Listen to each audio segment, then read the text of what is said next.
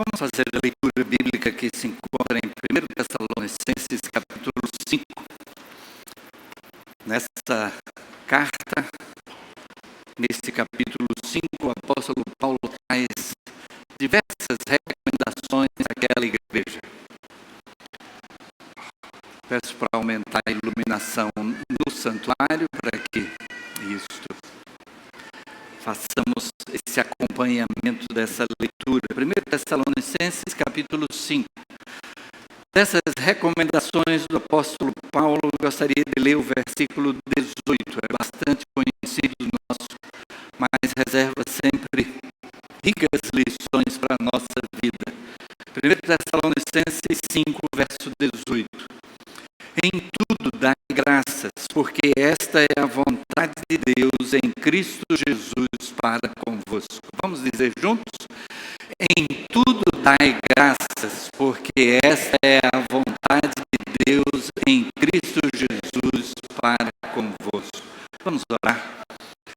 Senhor Deus, louvamos o Teu nome, Pai, e agradecemos por esta oportunidade de culto, por estarmos diante de Ti e, tendo lido a Tua palavra, dispostos a extrair as lições que ela reserva para cada um de nós. Fala o nosso coração conforme a Tua vontade e que possamos ter também o desejo de aplicar no nosso viver as lições extraídas dessa palavra. É a oração que fazemos agradecidos no nome de Jesus. Amém. Amém. Gratidão. Gratidão. O apóstolo Paulo está escrevendo então a igreja de Tessalônica. A igreja de Tessalônica foi uma igreja onde o apóstolo Paulo passou por situações bastante delicadas.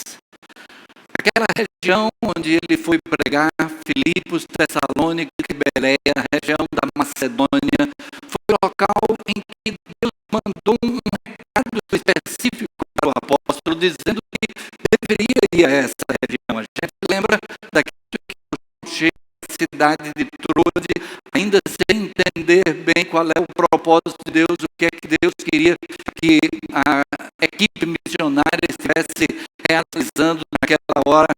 Acho muito interessante porque ele vinha da região da Galácia, pensava em ir para a Ásia Menor, mas entende da parte de Deus que não é para pregar na Ásia Menor naquele instante.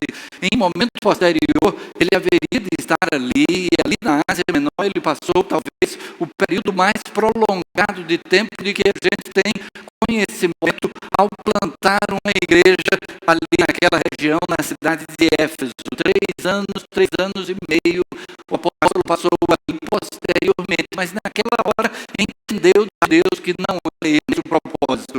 Ele pensa em ir para o outro lado, para a Bitínia, mas também entende que não é para pregar ali. E ele segue em frente, chega em Troade, e eu imagino que o apóstolo estava questionando a Deus. Deus, por que não é para ir para a Ásia? Por que não é para ir para a Bitínia? Qual o local em que devemos agora proclamar a mensagem do Evangelho? E ali em Troade ele tem aquela visão de um homem à beira-mar dizendo: passa a Macedônia e ajuda-nos. Ele vai, prega na cidade de Filipos, depois na cidade de Tessalônica. Em Tessalônica há um tumulto e membros da igreja são presos. E diante daquele tumulto provocado pela pregação do Evangelho, ou melhor dizendo, pela reação das pessoas à pregação do Evangelho, porque a pregação do Evangelho é uma pregação de paz, é uma pregação que declara a graça de Deus, o amor de Deus por nós. Deus não é Deus de confusão, mas é Deus de paz. Mas a reação das pessoas promove aquele tumulto e as autoridades, então, para dar um ponto final nesse tumulto, se Paulo é que havia trazido essa mensagem e pela pregação dele houve toda essa reação, o que entendem os estudiosos é de que a igreja de Tessalônica precisou deixar como garantia de que Paulo sairia da cidade, não mais voltando. Os membros da igreja precisaram empenhar os seus bens. As autoridades como que confiscaram os bens como garantia. Aqueles bens ficariam em garantia de que se Paulo voltasse na cidade, esses bens seriam tomados. É por isso que o apóstolo Paulo, em tantas circunstâncias, o apóstolo Paulo que na cidade de Antioquia, da Pisídia, e Listra, e Derbe, ele chegou a sofrer apedrejamento, e ele sai de uma cidade para outra, e logo depois ele volta para aquela mesma cidade que havia sido apedrejado. Mas na cidade de Tessalônica, a gente vai ver nas cartas o apóstolo Paulo dizendo que não teve condição de voltar naquela igreja para dar continuidade ao ensino. Porque o que estava sendo colocado em risco era a própria igreja, eram os bens das pessoas da igreja. E graças a isso, porque Deus se utiliza mesmo daquilo que pode parecer um mal para o bem. Todas as coisas contribuem juntamente para o bem daqueles que amam a Deus. E então, graças a isso, nós temos as cartas aos Tessalonicenses. Talvez se Paulo tivesse permanecido ali em Tessalônica, ele teria transmitido o seu ensino de viva voz e a gente não teria essas duas cartas. Mas o fato é que o apóstolo tinha essa ligação e esse sentimento de dívida para com aquela igreja, por não ter podido passar mais tempo transmitindo o ensino vindo da parte de Deus. E nesse capítulo ele então aborda diversos aspectos da vida comum, daquilo que é o cotidiano, o dia a dia. E dentro desse cotidiano, esta pérola que fala de gratidão. Nós estamos chegando ao final do ano e podemos olhar para trás e expressar gratidão a Deus. O apóstolo Paulo diz: em tudo dai graças, porque esta é a vontade de Deus em Cristo Jesus para convosco.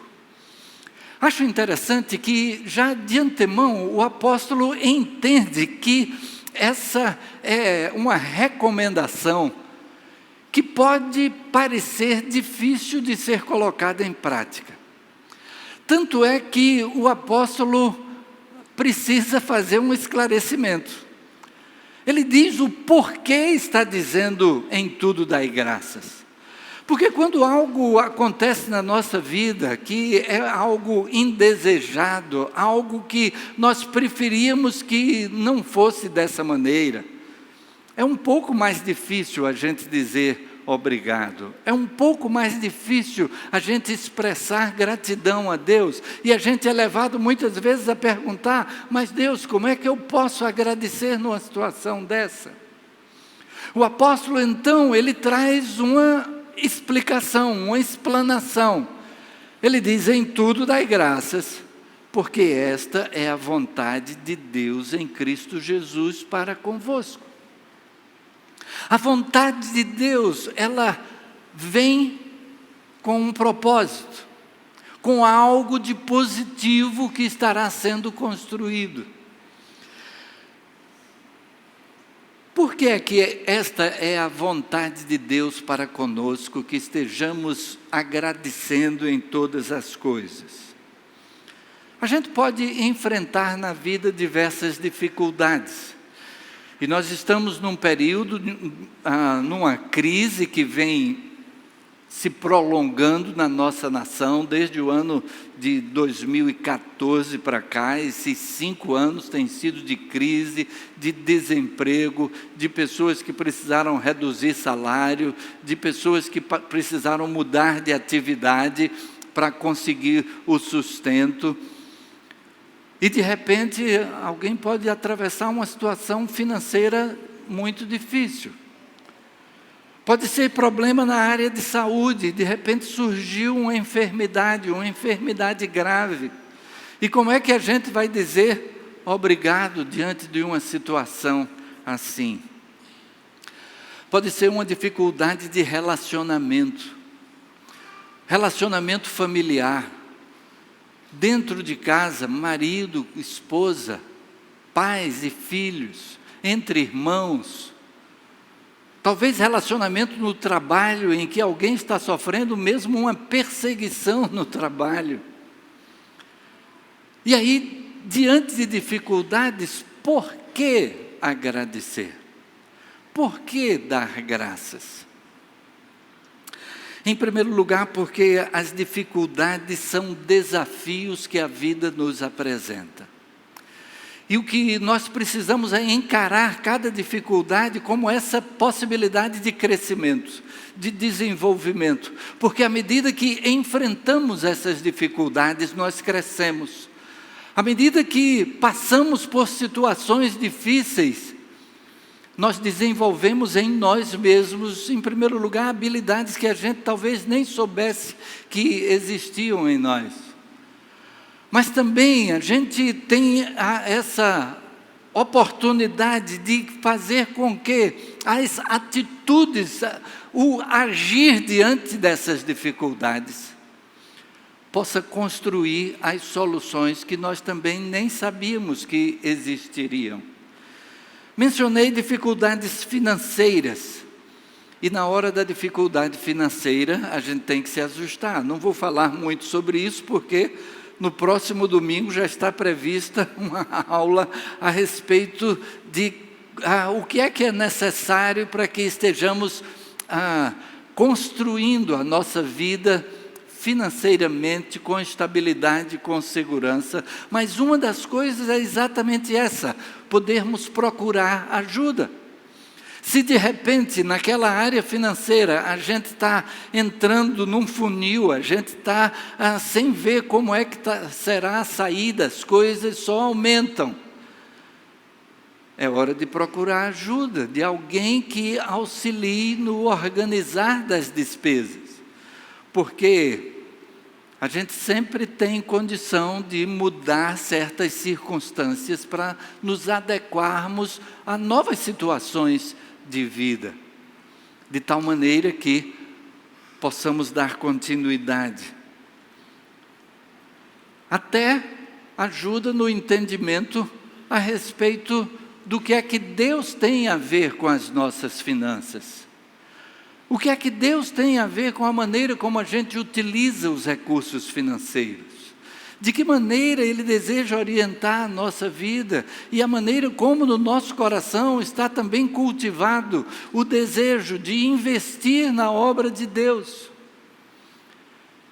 E é interessante como o dízimo é algo que é igual para todo mundo. Porque é proporcional ao que se ganha. Já tenho comentado aqui aquele exemplo narrado pelo nosso pastor emérito, pastor Harold Charley. Foi meu professor de seminário. E numa daquelas aulas no seminário ele falou a esse respeito e contou a história daquele jovem que ele tinha um emprego bastante regular, tipo um salário mínimo de remuneração. E ele era um crente fiel. Ele era dizimista e entregava o seu dízimo regularmente. E aquele homem foi caminhando na vida e se desenvolvendo, e foi crescendo, e cresceu bastante.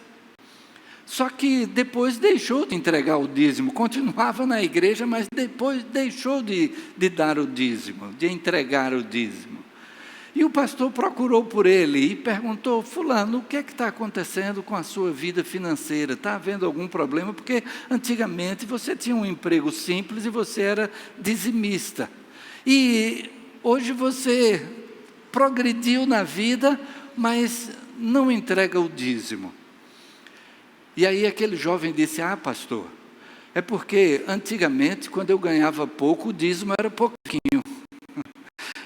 Mas agora que eu ganho muito, o dízimo é muito, pastor.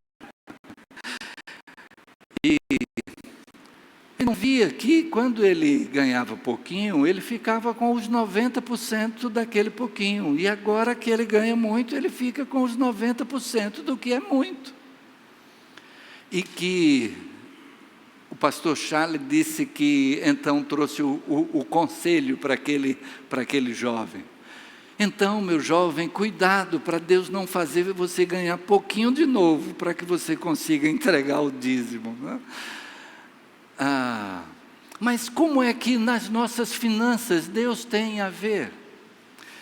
A maneira mesmo como entregamos, confiamos de que Deus é que nos deu tudo. E uma parte, a parte menor, é que Ele diz que é dele. E de que maneira, daquilo que fica conosco, desejamos investir também na sua obra. Por isso trabalhamos com dízimos e ofertas. De que maneira nós separamos então daquela parte que fica na nossa mão para também investir, de acordo com o que Deus coloca em cada coração. Pedir ajuda para conseguir equilibrar-se, conseguir sair da dificuldade, conseguir equilibrar as despesas com a receita e sair da dificuldade financeira, crescer financeiramente.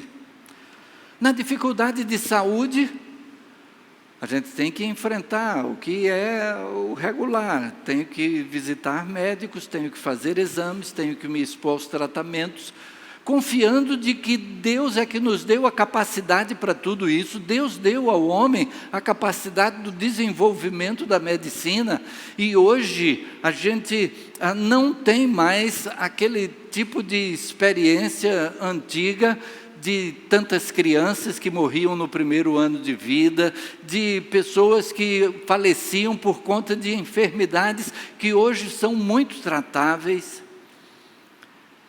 mas que a gente precisa dar a atenção, a devida atenção. Nós somos administradores de tudo aquilo que Deus colocou nas nossas mãos.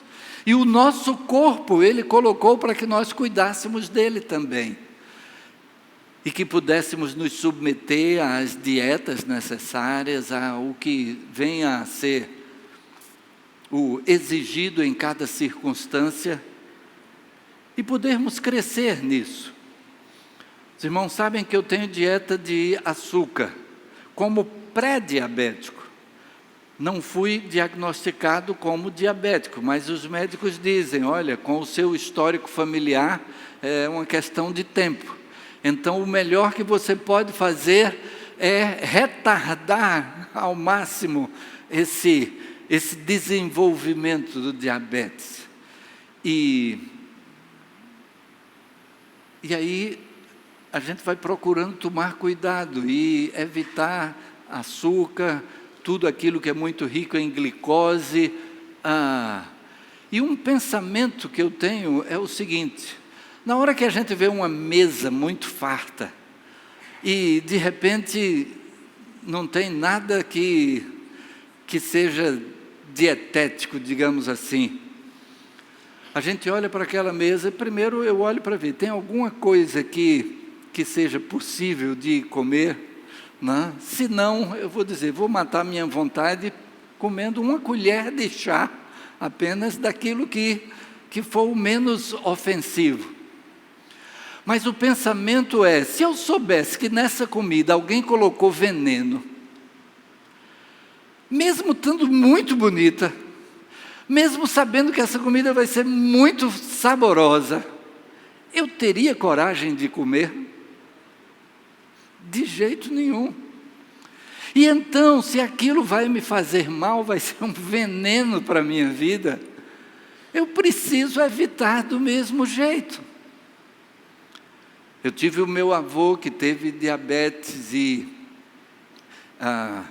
quando faleceu aos 82 anos de idade, já tinha amputado a parte frontal do pé, depois do pé depois a perna até acima do joelho, e aí nessa altura o coração parou.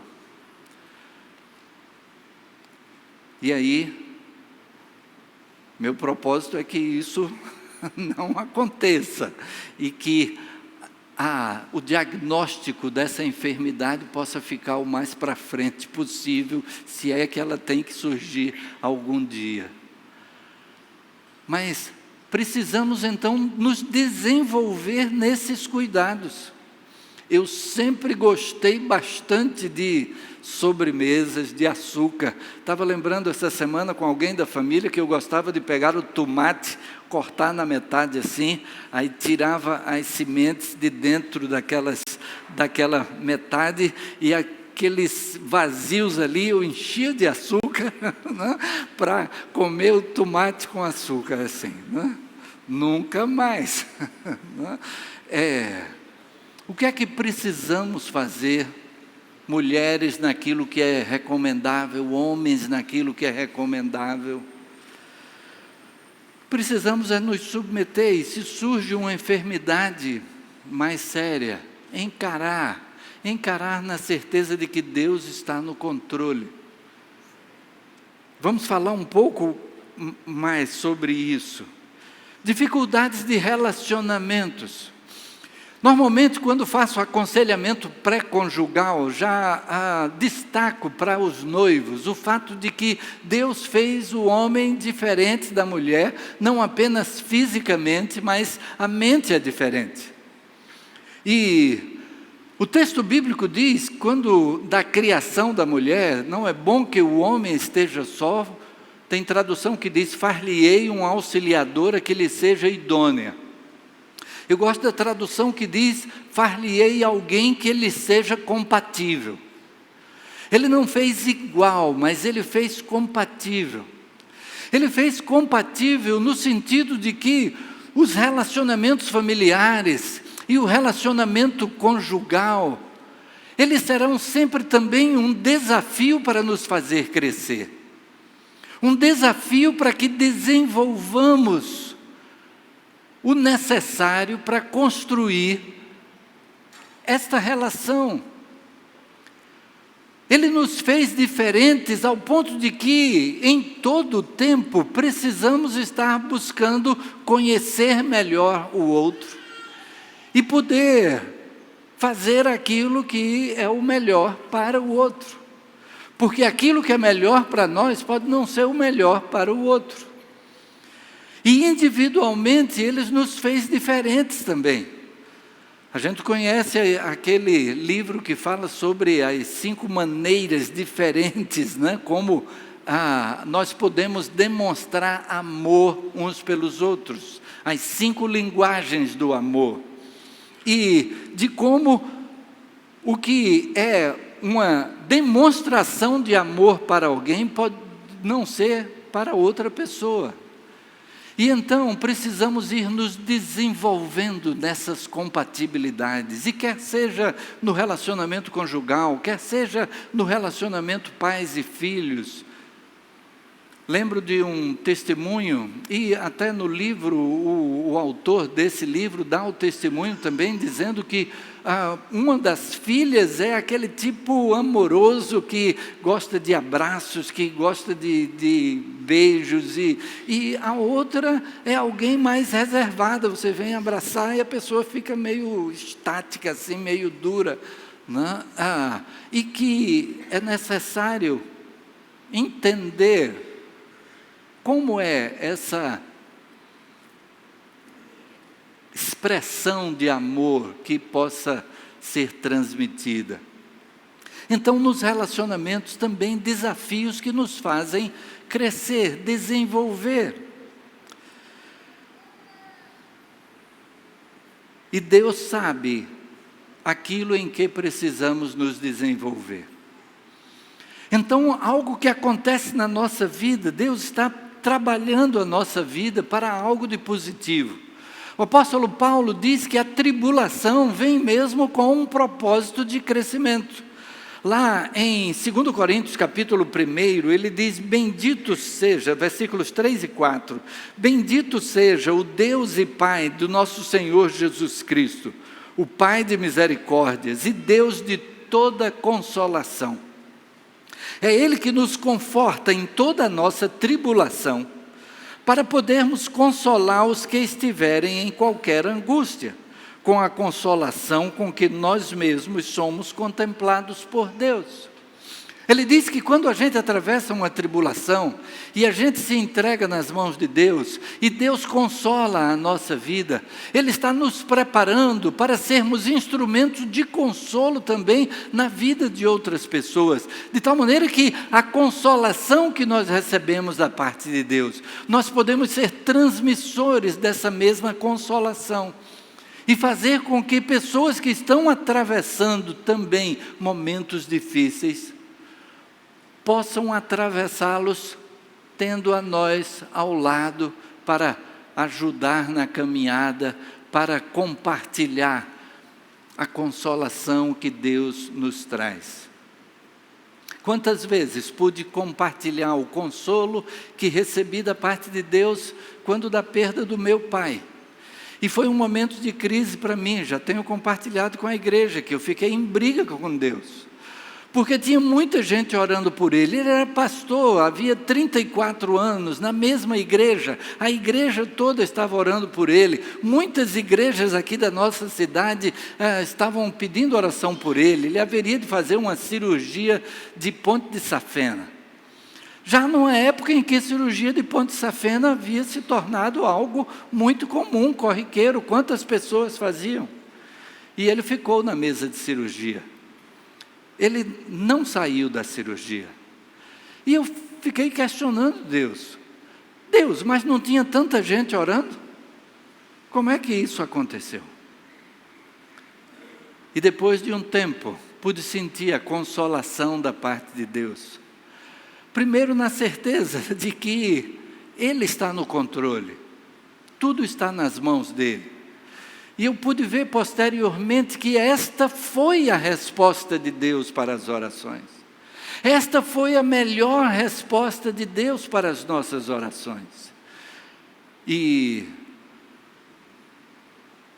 não vou entrar nos detalhes de como essa consciência me veio, mas pude então olhar e dizer, Deus, muito obrigado pela resposta das orações. E Deus deseja, e então com essa experiência, quantas vezes pude chegar diante de famílias enfrentando perdas e compartilhar o que foi a minha experiência, e dessa maneira também auxiliar quem estava atravessando situação semelhante. E quantas vezes, no ministério pastoral, pude estar perto de famílias nessas circunstâncias. Os desafios, então, nos ajudam a crescer. A gente pode ver, por exemplo, quando alguém está se candidatando ao vestibular. O vestibular é um desafio, e um grande desafio.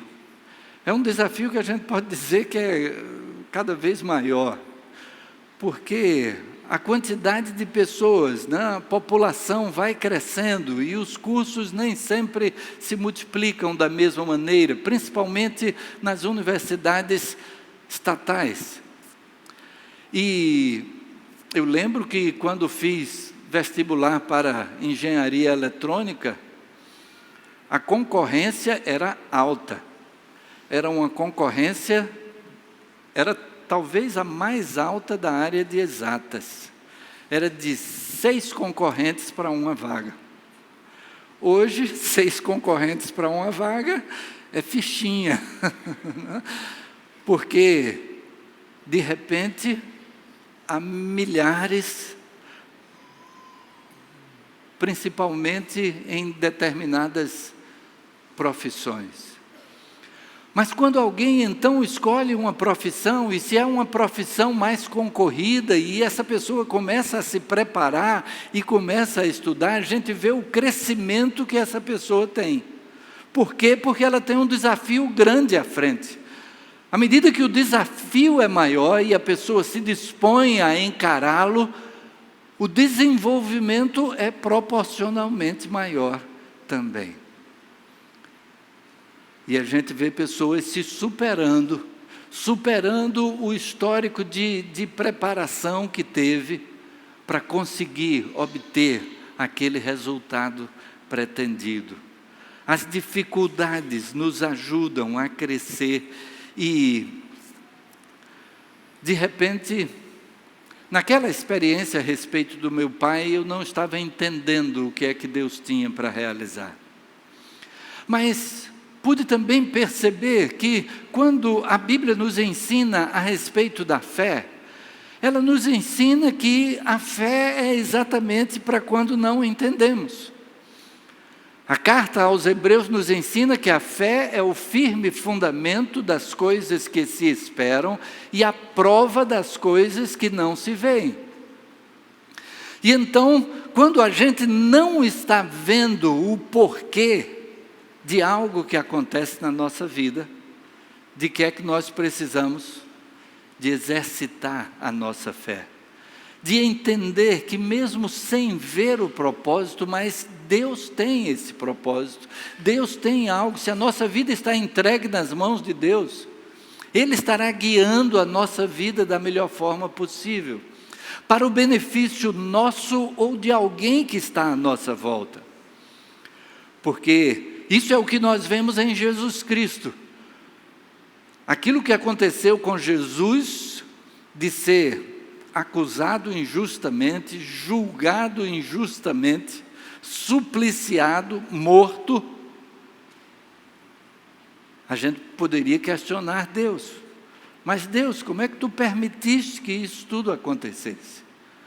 Mas a gente sabe que isso aconteceu para a nossa salvação. Estamos reunidos aqui hoje porque Jesus morreu na cruz um dia para a nossa salvação. E nós desejamos servir a Ele, nós desejamos adorá-lo, nós desejamos que a nossa vida esteja em cumprimento daquilo que é a sua vontade. E então nos reunimos para juntos adorarmos, juntos buscarmos crescimento nesse propósito de servir a Ele. Quando não entendemos, exercitamos a fé. É quando precisamos então exercitar a nossa fé, de que todas as coisas contribuem juntamente para o bem daqueles que amam a Deus. Mas a gente chega ao final do ano e olha para trás assim, a gente vê as dificuldades que a gente atravessou, mas a gente vê também as bênçãos que Deus derramou na nossa vida. A bênção, em primeiro lugar, do conhecimento do seu amor, do conhecimento dEle. Que maravilha podermos ter esse encontro com Ele, darmos uma guinada na vida, como foi a do apóstolo Paulo, que ia numa direção, perseguindo a igreja, e depois do encontro com Cristo, entendendo quem é Jesus, ele passa a ser um proclamador do Evangelho, ele agora sim, um perseguido por causa do Evangelho, mas que depois de investir a sua vida nessa direção, ele termina a sua vida dizendo: combati o bom combate, acabei a carreira, guardei a fé. O conhecimento de Deus, o crescimento nesse conhecimento. E o Senhor Jesus nos diz lá em João 17, verso 3, que a vida eterna está em conhecermos ao Pai e ao Filho que foi enviado. E então, no nosso dia a dia, buscarmos conhecer cada vez mais e melhor a Deus Pai e a Jesus Cristo. A presença do Seu Espírito conosco, o dispormos da Palavra de Deus, que pode ser estudada por nós a cada dia, crescermos um pouquinho a cada dia no estudo dessa Palavra, adquirirmos lições novas, às vezes de textos antigos, textos que sabemos até de cor, mas de repente algo salta aos nossos olhos e Deus nos mostra uma lição que estamos precisando para esse momento. Temos bênção em quantas alegrias pessoais que Ele nos dá. A bênção da própria família, mesmo que destacamos que às vezes em família podemos enfrentar dificuldades de relacionamento, mas a própria família em si, que bênção é para a nossa vida. E podermos agradecer, podermos destacar aquilo que de positivo há. A provisão de Deus para conosco, mesmo tendo atravessado dificuldades no ano, se foi o caso, mas chegamos ao final do ano, porque Deus proveu o necessário. A profissão, o exercício profissional que Ele tem dado de realizar algo que dá prazer ao seu coração em estar envolvido naquilo. O lazer que você tem, aquilo que você faz porque gosta de fazer. Lembro de um amigo que gosta muito de futebol, de jogar futebol. E no sábado, que é o dia de folga dele, ele levanta antes das 5 da manhã, 4 e pouca da manhã, para ir para o campo de futebol, antes mesmo do sol nascer, para já entrar na fila do primeiro jogo. E então poder jogar a primeira partida lá no campo, e quem chega primeiro vai sendo relacionado para entrar nos 2 primeiros times que vão jogar bola. Ele abre mão do descanso que poderia ter, talvez a mais no sábado, mas ele está dando ênfase ao seu lazer.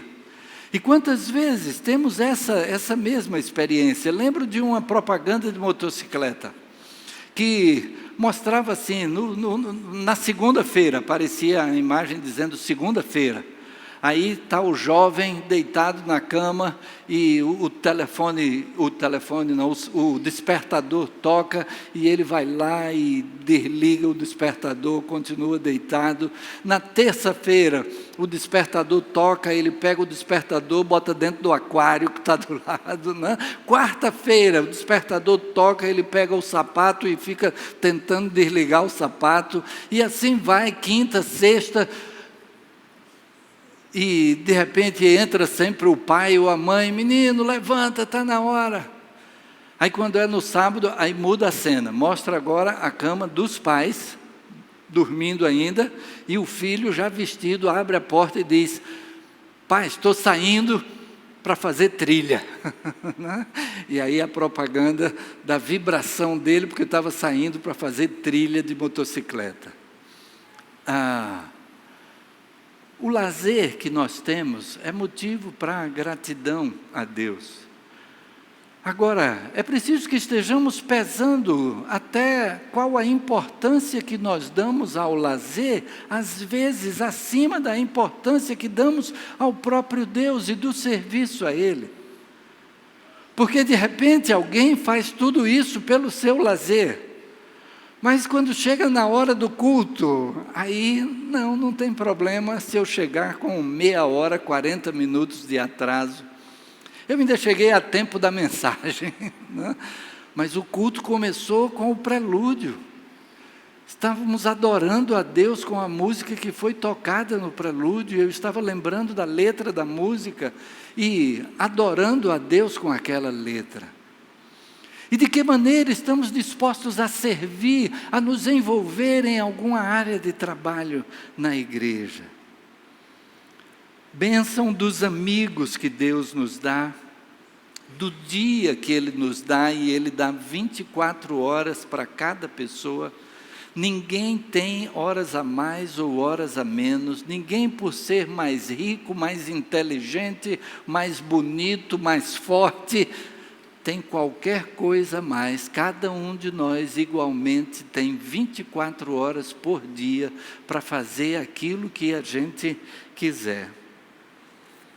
Oportunidades de servir nesse tempo, como falamos, como bênção, e como servir faz bem a quem serve. A gente serve a alguém achando que está beneficiando o outro, mas como aquela pessoa que está servindo é abençoada nesse serviço. E então também nas bênçãos, oportunidades de crescimento, de gratidão diante de Deus, da maneira como Deus nos dá tudo aquilo que nós temos, tudo aquilo que nós somos. Então chegamos a um final de ano. O que é que deu certo ou não deu certo aos nossos olhos? O texto bíblico diz: em tudo dai graças, porque esta é a vontade de Deus em Cristo Jesus para convosco.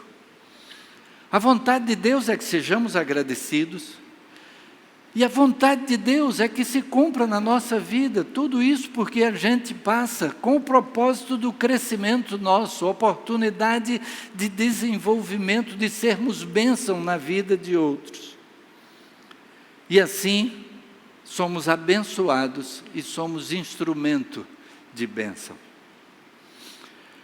2019 está chegando ao final. Que possamos olhar para trás e agradecer a Deus. Agradecer a Deus pelas bênçãos, agradecer a Deus também pelas dificuldades que nos fizeram crescer, nos fizeram estar mais perto dEle, estar mais atentos à sua voz e mais preparados para sermos bênção também na vida de outras pessoas. Que da maneira como Deus nos abençoa, da maneira como temos a presença dEle no meio da dificuldade, possamos estar abençoando a outros, possamos estar sendo presença dEle também na vida de outros que enfrentam dificuldade. E assim, sermos agradecidos a Deus por tudo quanto tem feito. Que Deus seja louvado na nossa vida. Amém. Amém.